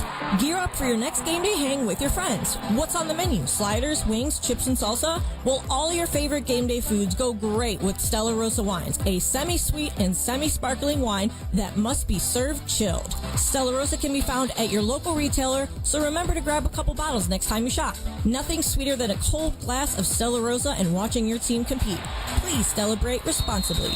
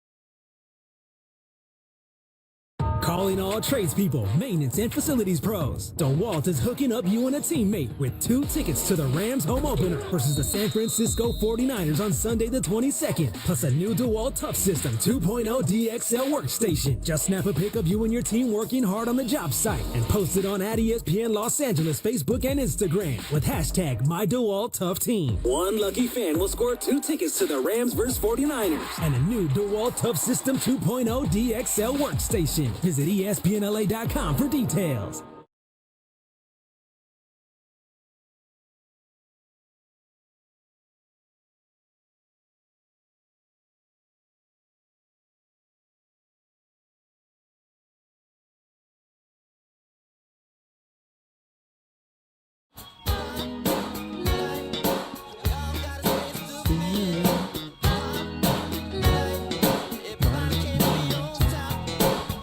Andy Kamenetzky, Marcas Grant, in for another 45 minutes on this unnamed sports program, but it should be a semi-recurring feature for the station on those rare nights where we are not broadcasting the Lakers, broadcasting USC. Maybe there's a Rams Monday night. Well, no, there will not be, because if it's Monday night, that's going to be Lakers talk. Yeah, it is. From 7 to 9. Could be a Lakers Monday night game, though. There could be a Lakers Monday night game. But on nights where we don't have anything from 6 to 8, we'll have shows just like this. So everybody, I think, is aware that on Sunday before the Dolphins season home opener, there was an incident involving wide receiver Tyreek Hill and several Miami-Dade police officers.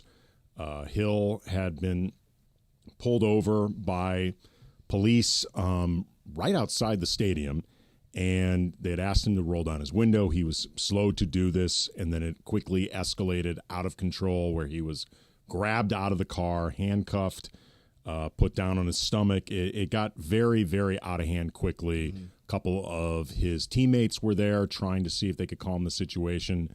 One of them was eventually briefly detained as well. And Tyreek Hill spoke with media on Wednesday and was asked about his role in the incident and said, quote, "My whole life is about accountability. How can I get better? I will say I could have been better. I could have let down my window in that instant. But the thing about me is, man, I don't want attention. I don't want there to be cameras out, phones on you in that moment," referring to as this is happening. There's a lot of people driving by. It's basically bumper-to-bumper traffic getting into the stadium. Mm-hmm. But at the end of the day, I'm human. I've got to follow rules. I've got to do what everyone else would do. Now, does that give them the right to literally beat the dog out of me? Absolutely not. But at the end of the day, I wish I could go back and do things a little differently. Interesting hearing him talk about it in terms of what he could have done differently, but also acknowledging still there's a lot I think those police could have done differently and should have done differently as well. Yeah. My first thought was, I also wonder, was like, hey, man, did somebody come to him and say, you got to kind of do something to clean? Because he was very understandably angry in the moment, right? I mean, here it is. This happens right before a home opener. He goes out and plays a very emotional, violent game and then is asked to talk about it. So he was understandably angry. I think having been a couple days removed from it now, did somebody suggest, hey, maybe this is a chance for you to kind of collect your thoughts and come back and talk about it, maybe with a little bit of a clearer head. But I do think it was sort of interesting that, it's now several days removed, him kind of, I don't say backing off or walking back his original statement, because I think he's still, is upset, frustrated with what happened, but sort of trying to take a little bit more accountability, responsibility for having this thing kind of escalate as quickly and as violently as it did.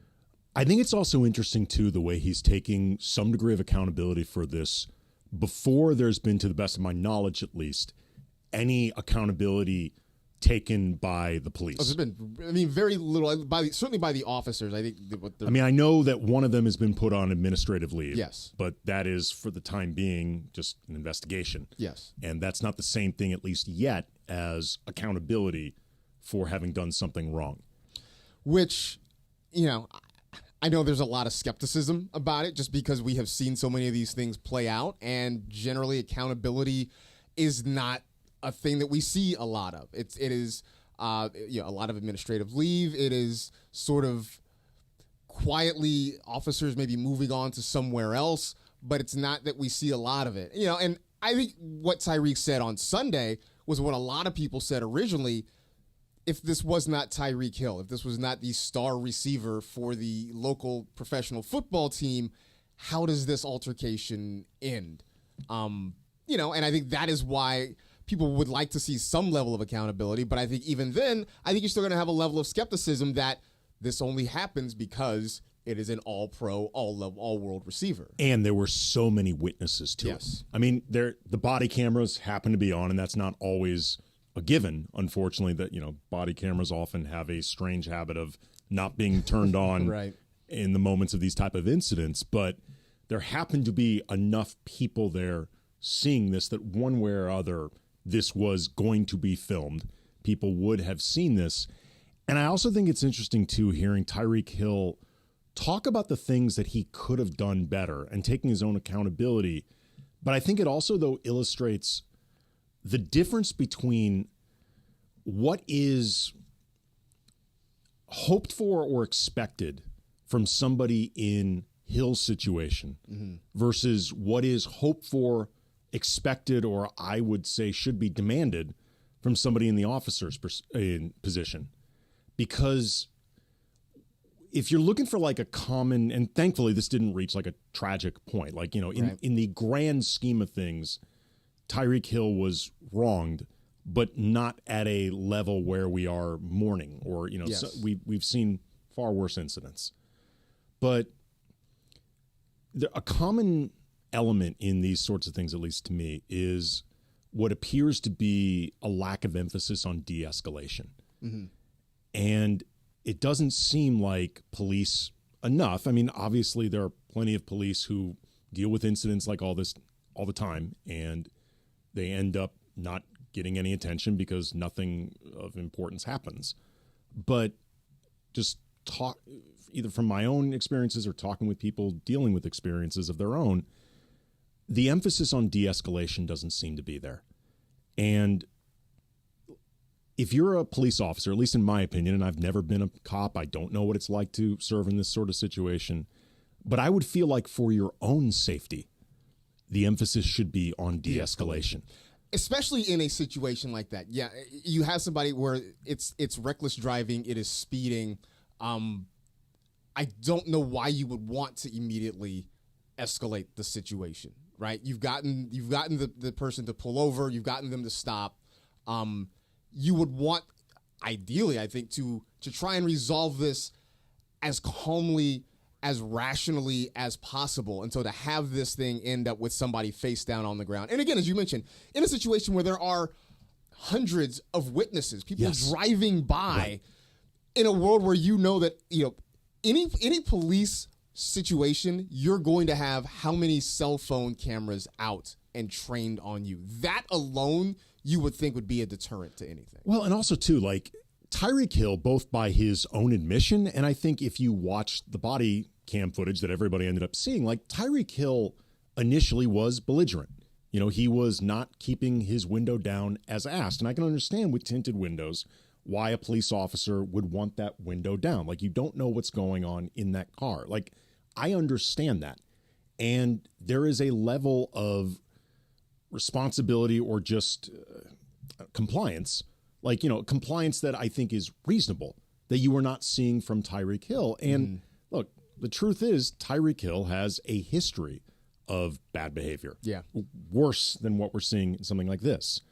So it's not necessarily an idea of like Tyreek Hill being a hero, but you can still behave wrongly and be wronged. Like Tyreek Hill did not behave greatly at the outset of this situation, but he was still wronged. And ultimately, you have to... Tyreek Hill in this situation, as far as like the speeding and, the not wearing the seatbelt and his beginning handling of this, he's the offender in this situation. And the police are the people supervising the offender. You have to expect more from the officer supervising this than you would the offender. Right. Otherwise, the whole system falls apart. Well, and I don't know where I heard this, but I think basically the idea of when you are interacting with the police, generally, you are not having a good day, right? No. Like there's something in your life that has sort of gone wrong. And in this situation, he's speeding, getting to a game, but you've been pulled over. It is never going to be a positive situation for you. And I think you sort of have to go into it with that mindset. And I think basically what Tyreek said was my initial reaction to the situation, that he was doing something that warranted him being stopped by the police, in which case you need to be cited. You need to be whatever the punishment is for that, you have to submit to that. But at the same time, the reaction to what he did was above and beyond what should have been. It felt very much like the cops there were more focused on establishing their authority than just resolving this calmly. And again, Tyreek Hill's behavior in the beginning did not make this easier. Right. But I think also if the cops had not gone over there so aggro in the beginning, it could have been easier to just be like, excuse me, sir, do you know why we pulled you over? From the beginning, it did not seem like that was even established. Yeah.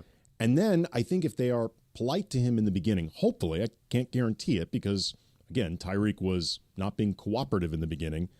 Maybe if they're being more polite towards him, more looking to just resolve this thing and move on, Tyreek might explain, look, guys, I play for the Dolphins. I'm trying to get to the stadium. I don't want to end up on TMZ. Yeah. It's cool. I get it. You guys are right. Is there a way? Because let's be honest. In the end, even with Tyreek acknowledging his own culpability in this, the police end up much worse in this situation. They benefited nothing from the way they handled this. Absolutely. At worst, people notice that Tyreek Hill didn't comply quick enough. At best, I guess, depending on how you look at it, people see Tyreek Hill as a victim. Mm-hmm. There is no positive spin for the police in this. Not even a little bit. No. Not even a little bit. So, again, it just feels like ultimately if there was more of this focus on just calm resolution and de-escalation as opposed to you need to recognize my authority as police, even if Tyreek should, the incident ends up just uneventful, which I would think police would want in the first place. I mean, there's just such a long history of traffic stops ending in, at worst tragedy, even at best, just things like this and just, mayhem and frustration. So yeah, again, I don't understand how it got to this point. It didn't have to get to this point. Hopefully we get some sort of and what I'd love to see from Tyreek Hill is something beyond just, I get it, being upset and sort of using words to try and make a point. But, here you are with a guy who has status and a platform, certainly in Miami, nationally to an extent. There is an opportunity to actually try and move this forward in some kind of way. In lighter and better news, Otani just hit home run 47. The score is now 2-1 in the bottom of the first. Cubs over the Dodgers. Coming up next, the Rams are going to be taking on the Cardinals, and Sean McVay is feeling a little bit of deja vu. We'll explain if it's good deja vu or bad deja vu. 710 ESPN. Calling all tradespeople, maintenance, and facilities pros. DeWalt is hooking up you and a teammate with 2 tickets to the Rams home opener versus the San Francisco 49ers on Sunday the 22nd, plus a new DeWalt Tough System 2.0 DXL workstation. Just snap a pic of you and your team working hard on the job site and post it on @ESPN Los Angeles Facebook and Instagram with hashtag #MyDeWaltToughTeam. One lucky fan will score 2 tickets to the Rams vs 49ers and a new DeWalt Tough System 2.0 DXL workstation. Visit ESPNLA.com for details.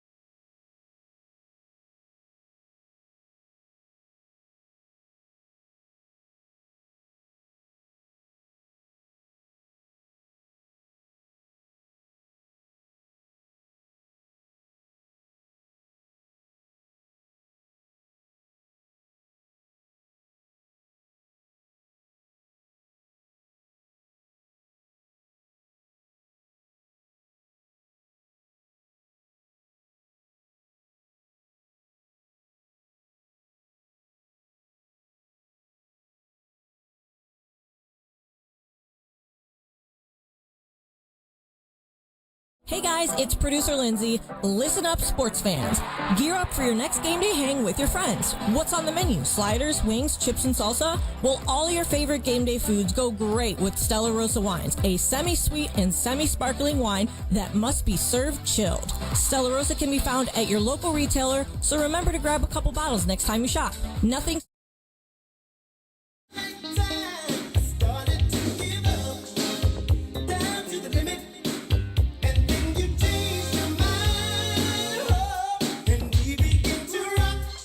Andy Kamenetzky, Marcas Grant, unnamed sports show up until I haven't heard anything better. I've not heard anything better. Please, this is the replay, right? Okay. Okay. Yeah, they showed the replay of Teoscar getting hit on the foot, and my first thought was, oh no, please not again. Yeah, you and I both looked away for a second. I was like, oh no, please not again. And look, Teoscar looking like himself. Welcome back, Teo. 2-out base hit. Dodgers are down 2-1 in the bottom of the first against the Cubs. Otani hit a solo shot that is 47. Dude, 50-50. It's very possible. I heard from someone, I guess there's some, because there's algorithms and data and analytics for everything.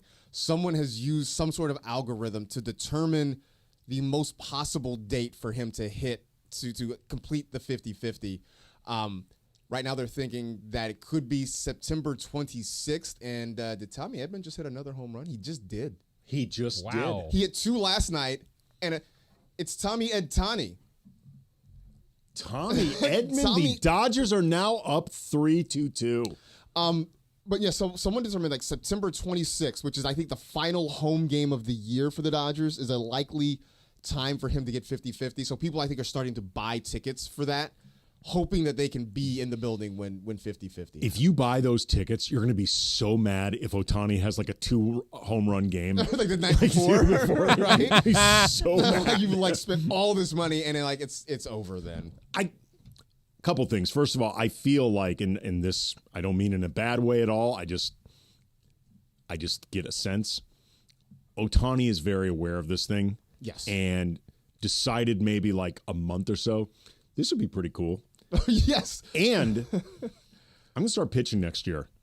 I'm not going to be stealing bases like this next year. Mm-hmm. This is my one chance to do this. Like if I'm going to do this, assuming my arm stays healthy for the next few seasons and I can pitch at least another 2 or 3, this is my shot to do this. Which I guess is another thing to sort of add to the legend, right? Because I'm with you. I think he sniffs it and he knows it's there, so I'm really going to go after it. But to be good enough and in Major League Baseball to just say, you know what?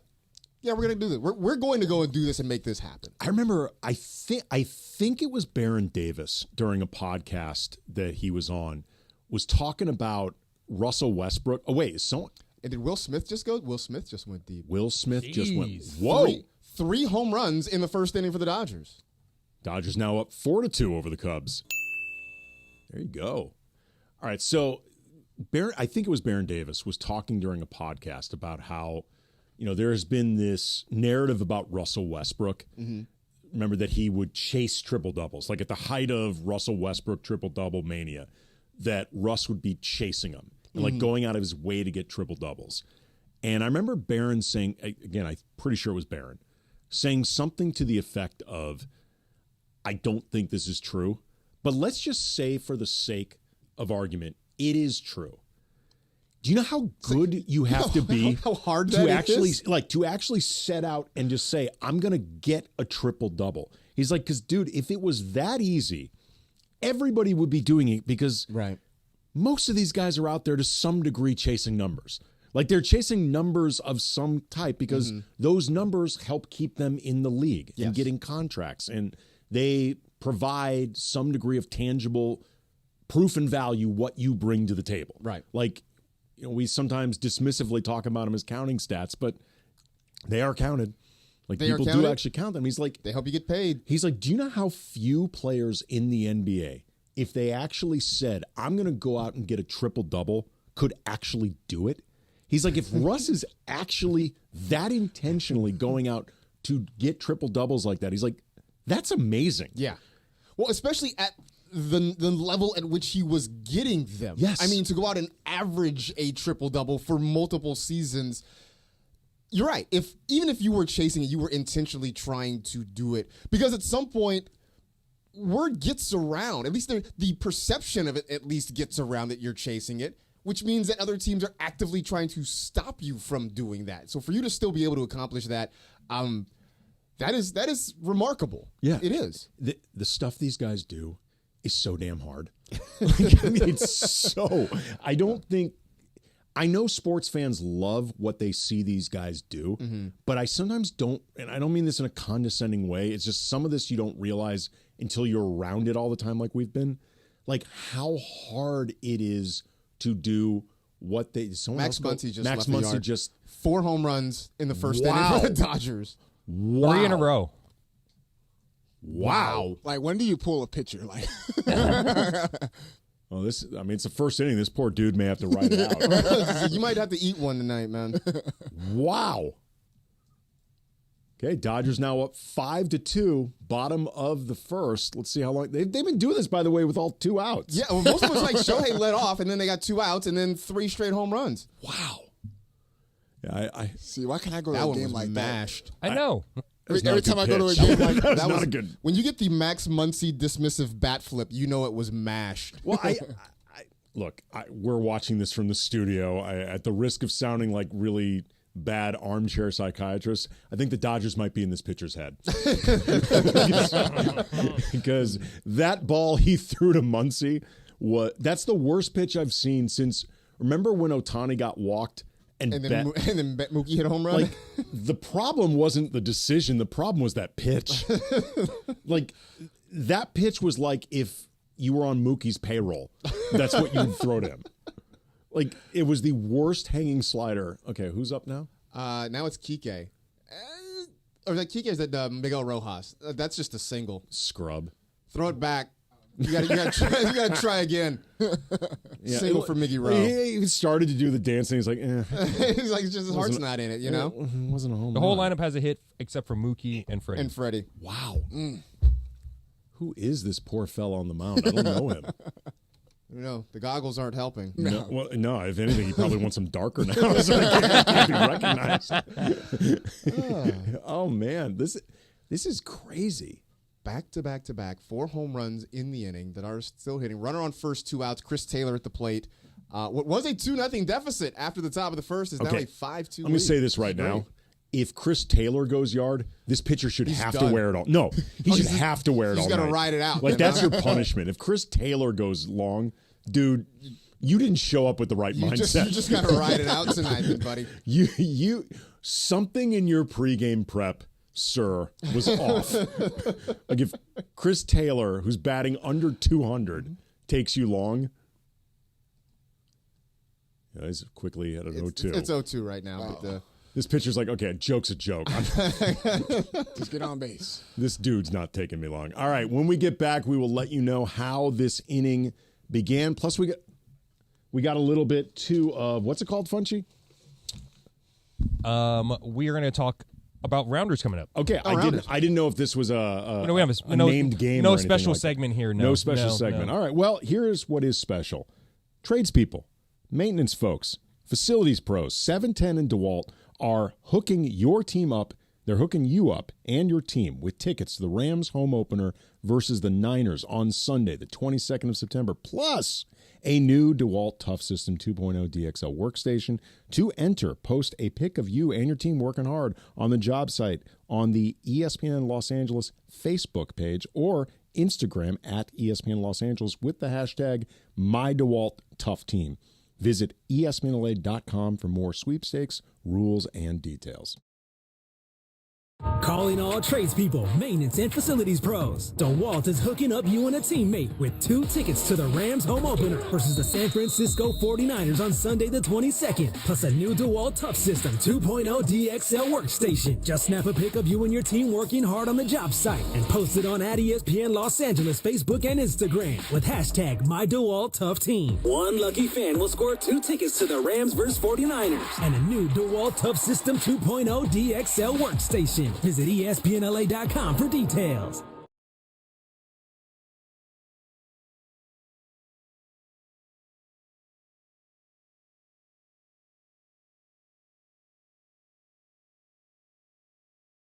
Hey guys, it's producer Lindsay. Listen up, sports fans.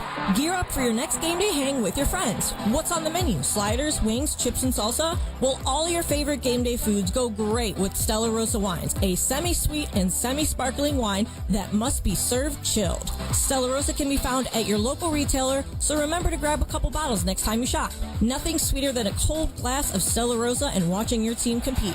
Please celebrate responsibly.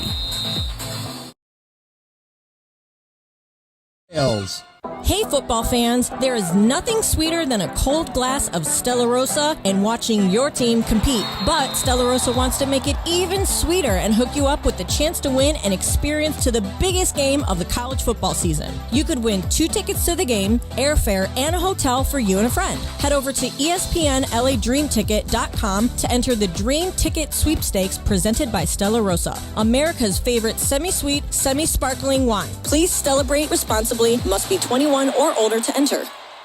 I noticed that my central vision started to blur. Figures that are usually straight started to distort to become wavy. What are these little dark spots with blurring that I'm seeing? There's a blind spot like a blob over my vision now. Is my vision lost forever? Why did I wait so long to see a retina specialist? Retinal disease can steal your eyesight, but it doesn't have to. Patients who seek care from a retina specialist in a timely manner have the best chance of preventing vision loss due to age-related macular degeneration or diabetic retinopathy. AMD symptoms to look out for are distortion or warping of straight lines, as well as blurred or loss of central vision. Patients with diabetic retinopathy should seek treatment if they notice the appearance of spots or floaters or blurred and distorted vision. Don't delay seeing a retina specialist. It's worth the visit to save your vision so you don't miss out on life's precious moments, like seeing your grandchild grow up, enjoying a sunset with that special someone, or reading a good book. Visit seeforalifetime.org. Steve Mason and John Ireland. Mason and Ireland tomorrow at 1 p.m. I got a question for Brian. Yeah. You could choose Mason or Ireland to throw you a bachelor party. Who do you choose? I think I might have to go Mace just because he's going to have the weed factor. There's no weed. That's the wrong answer. Ireland is the right answer. I would take you to a high-end place. Mace would take you to a dive. No, he would take you to a high-end place. I will take you to a high place. Oh, I like that. OGs of LA Sports Radio. That's Mason and Ireland. On 710 ESPN.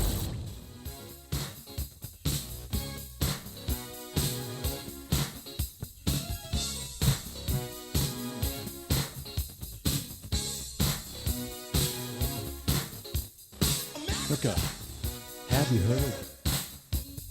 Brand new dance, it's called the Bird.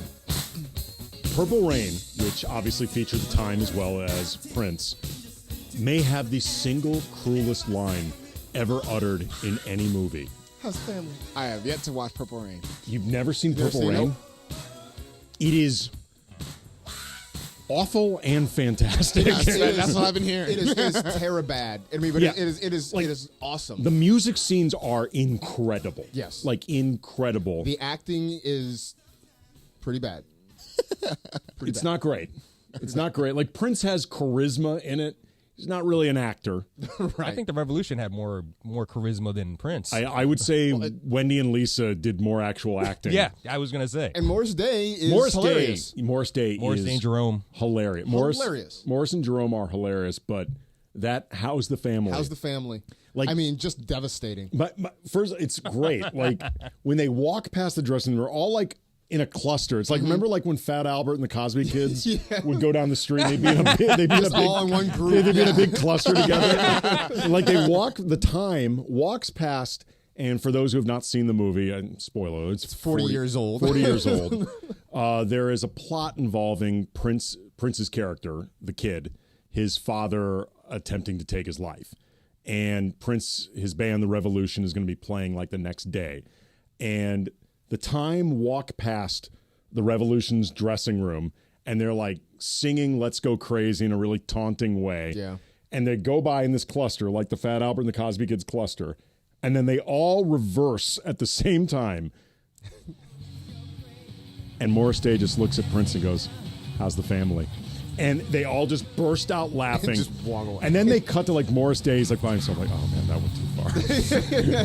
that was one of the moments like he's like, "Yeah, that was too much even for me." Yeah, even for me, that was feel bad about that one. Yeah, went a little too far. But you have to see it. You have to see it. Yeah, I feel like I need to because he always gets brought up. Prince always gets brought up. We always play rejoins of him. So the portrayal of the dynamics between men and women have not aged great. No, it really is not. It's not a feminist movie, right? You never purify yourself in the waters of Lake Minnetonka, like nothing like that. Nothing. no. Okay, but it is a very entertaining movie, and again, the music scenes are incredible, fantastic. So you know what's awesome too is they filmed a lot of that stuff live. And those people in the crowds, they had no idea that they were basically watching Purple Rain get created in front of them. Like it's pretty amazing. Like they're not. I think some of the footage may have been redone, but some of that is actually this crowd like seeing a Prince concert, just watching a show, and like just watching this and not realizing like, okay, they're going to be part of this iconic album and like the movie that accompanied it. It's pretty awesome. Interesting. Where's this go from here, Funchy? Guide us. I don't know if you guys heard. They're coming out with another Goonies, a sequel to the Goonies. Why? I haven't seen the first one. I mean, another 40-year-old movie. That's like get you on some 80s movies, man. This could be a segment on this show. Like, we make DeAndre watch movies and come in and talk about them. Oh, that would be great. That would be great. Yeah. Just make him watch movies. We should do that. Do we know when the next unnamed show is coming up? I think next Friday. I think it's next Friday. Okay, next Friday. What movie should we assign? DeAndre, is it always going to be you? More likely, yeah. It'll be me. Okay, what movie should we assign DeAndre? Purple Rain? Purple Rain. Okay, let's do it. This is it's not a book report. This is your movie report. Okay. Within a week, you got to watch Purple Rain and report back. Alrighty. Yeah, I can't wait. So you're saying they're going to make another Goonies? Goonies, and they're going to bring back the whole cast. So they foreclosing on the houses again? Well, is that what's happening? The premise is, I believe Sean Astin's character, he found a gold in the first one, right? One-Eyed Willie's gold or whatever. He stashed some money of it away somewhere, and they got to go find it. So they got to re-find the gold. He didn't write it down where it was? Exactly. I don't know. This is what I see on Hollywood Reporter and Variety and stuff like that. He didn't write like a Post-it note where he kept his gold? At what point wouldn't you have just, I don't know, cashed it in, turned it into like more liquid assets or something exactly, like that? right? Like banked it some kind of way? Like, what are you doing? Who's managing the man's money? All right. Sloth? Like, what's up? Is he coming back too? Well, Sloth is no longer with us, so he can't. He's not gonna be able to come back. Josh Brolin, Josh Brolin is.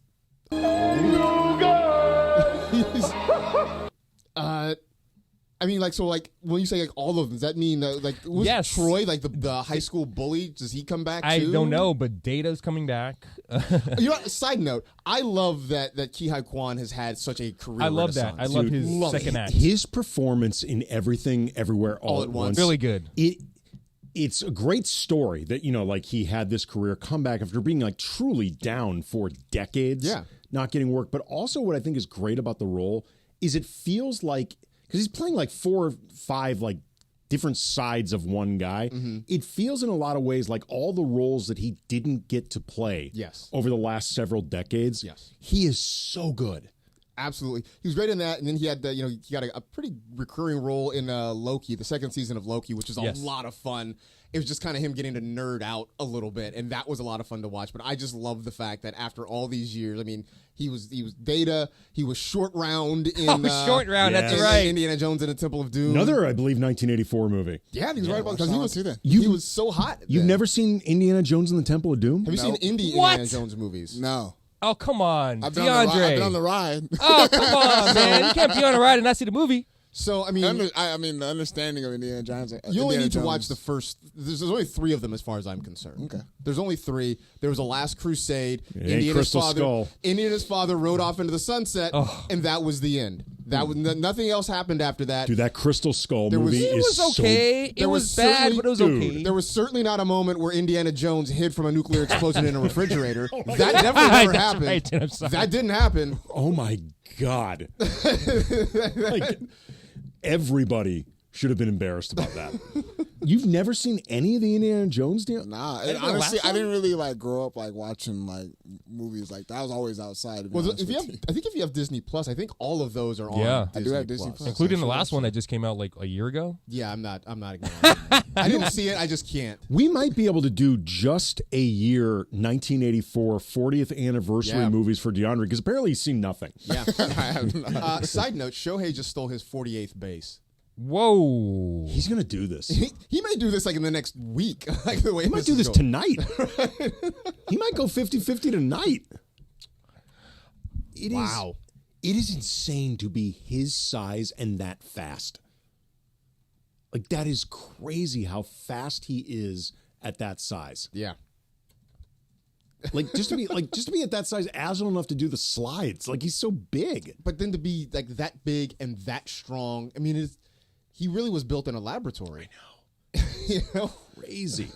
So there's also two Funchy. Also, we were talking about rounders this morning, and about a month ago, Matt Damon was asked about the possibility of a Rounders 2, and he said they could be working on a script. It could be coming soon. So, yeah, Rounders 2 could be coming out. That one is a little bit more intriguing to me. Pay that man his money. I want to know, first of all, I want to know where Edward Norton is. I still don't know, and I still don't know what happened to him.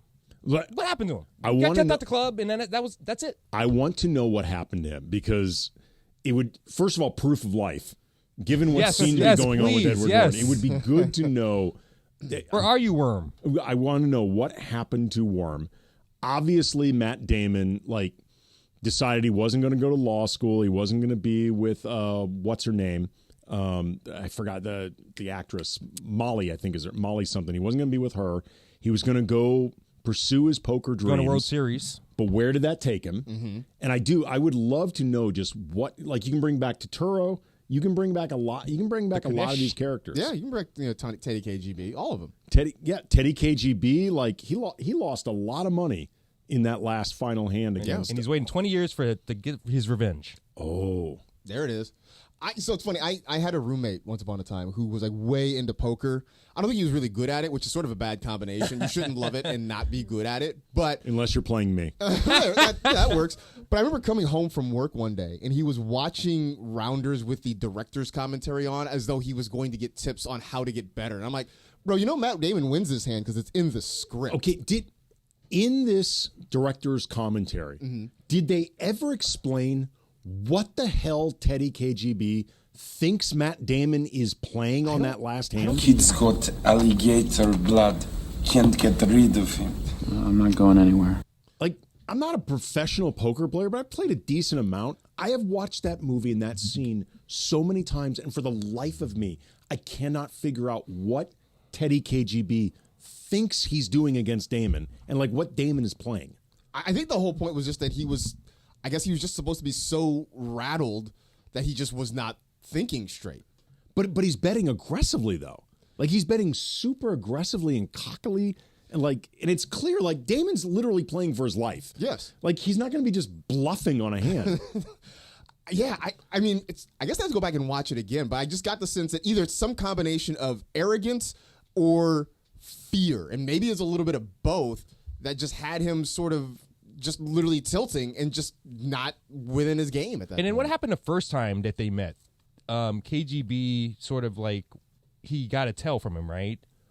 He got a tell on Matt Damon? Yeah, or what happened the first time? Well, the first time Damon, he ended up getting beat on a higher full house, if I remember correctly. Okay. And he played it a little bit loose and aggressively. Teddy KGB gave up that tell, which also, too, I cannot believe, really quick before we go in about 20 seconds, I cannot believe that he's been playing for years in a group of other poker players / gambling degenerates, and nobody picked up on that Oreo tell. Right? Like, nobody picked up on it. Pay him. Pay that man his money. Oh, it's such a wonderful movie. All right, this was fun tonight. Andy Kamenetzky, Marcus Grant, DeAndre, Funchy. Might be back next Friday. Maybe.